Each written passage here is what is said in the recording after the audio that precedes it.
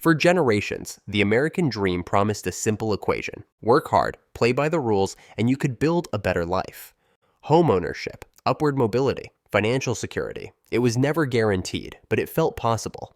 Today, that promise is eroding. Inflation isn't just about prices going up. It's about time slipping away. It's about effort that doesn't yield progress. The cost of living is rising faster than most Americans can keep up.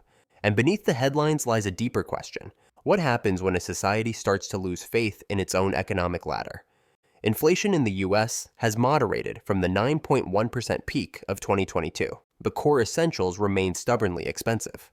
Food prices have climbed over 25% since 2020. Rent has surged, especially in major cities, by more than 20%, and insurance costs are hitting historic highs. Auto insurance alone is up 50% in some states over the past 18 months. Meanwhile, wage growth has struggled to keep pace. Real wages, adjusted for inflation, have barely budged compared to pre-pandemic levels, and the effects are cumulative. A 2024 Lending Club report found that 62% of Americans now live paycheck to paycheck, including 45% of those earning over $100,000 a year. For many, it doesn't matter how much they make. What matters is how little remains after essentials are paid. Debt is rising again. Credit card balances surpassed $1.3 trillion in 2024, a new record. Student loan repayments resumed. Mortgage rates hover around 7%, pushing first-time home buyers to the sidelines. It's not just expensive, it's unattainable. GDP is growing. The stock market is resilient. Unemployment remains low. But for the middle class, that strength feels abstract. Behind the data, a quiet unraveling is underway. And the real danger is not just economic, but existential. What if inflation is more than a cycle? What if it signals a structural shift? The Federal Reserve insists that inflation is being brought under control, but its primary tool, raising interest rates, has its own consequences. Mortgage payments have doubled in many markets. Small businesses face tighter credit conditions. Public debt service now consumes over $1 trillion annually, more than military spending or Medicare. The cost of maintaining the system is devouring the system, and the middle class is stuck in the middle.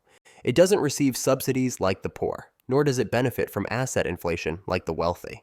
Instead, it absorbs the brunt of rising costs without political attention. The inflation tax is invisible, but real, and it's not evenly distributed. Essentials inflate more than luxuries. If you rent, drive, commute, raise children, or pay out of pocket for healthcare, inflation hits you harder. A 2023 Pew Research report found that 61% of Americans believe their children will be worse off financially than they are, the most pessimistic outlook in modern history. The American dream has always been built on the idea of progress. But what happens when even hope becomes unaffordable? Housing, once the cornerstone of middle-class wealth, has become a barrier. The median home price in the US is now over $430,000, while median household income is just under $75,000. The math no longer works. First-time buyers need record down payments, often funded by family wealth, if it exists. For others, the dream of ownership becomes a source of anxiety and regret. And even those who do own homes aren't immune. Property taxes are rising. Insurance premiums are surging. Maintenance costs are rising with material inflation. Ownership no longer guarantees stability. It often brings a new set of risks. Meanwhile, the cost of having a family is climbing. Childcare costs have increased 32% since 2019. College tuition continues to rise faster than inflation, with average student debt at $39,000 per graduate. And healthcare?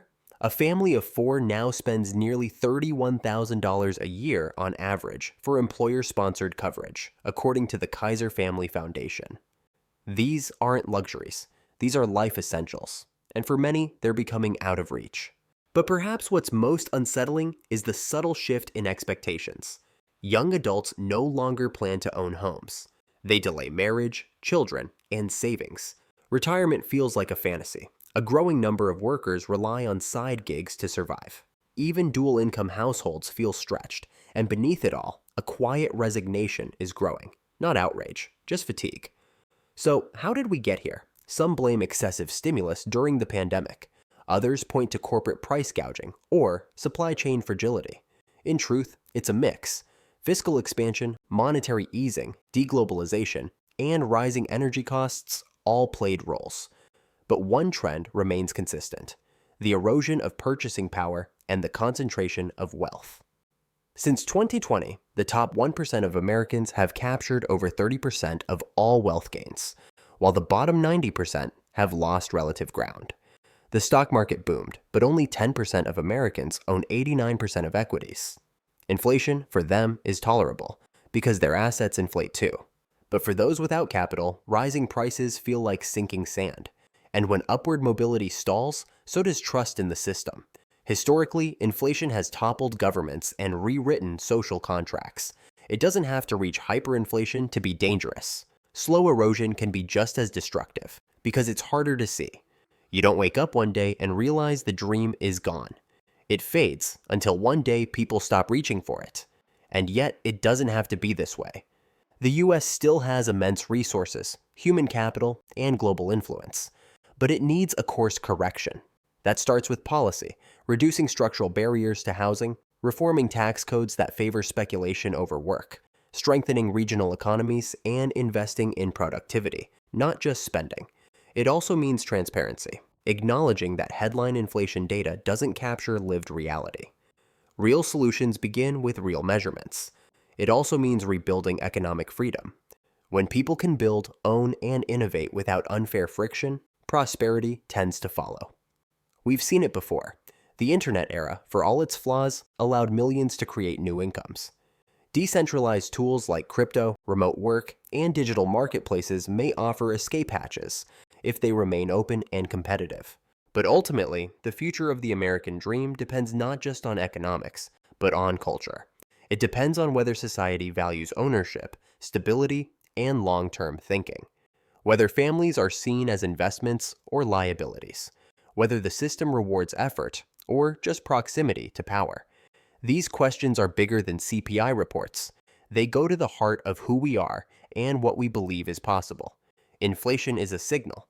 It tells us something is out of balance, but it also offers a choice to drift into decline or to reimagine growth with purpose. History shows that nations rise and fall not on what they endure, but on how they respond. The dream isn't dead, but it's on life support, and reviving it means more than tweaking interest rates. It means rebuilding trust, restoring access, and unleashing the creative power of a middle class that has been sidelined for too long. Thanks for watching. If this analysis resonated with you, don't forget to like, subscribe, and share this video.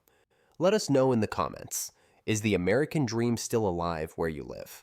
What changes do you think are needed to make it real again?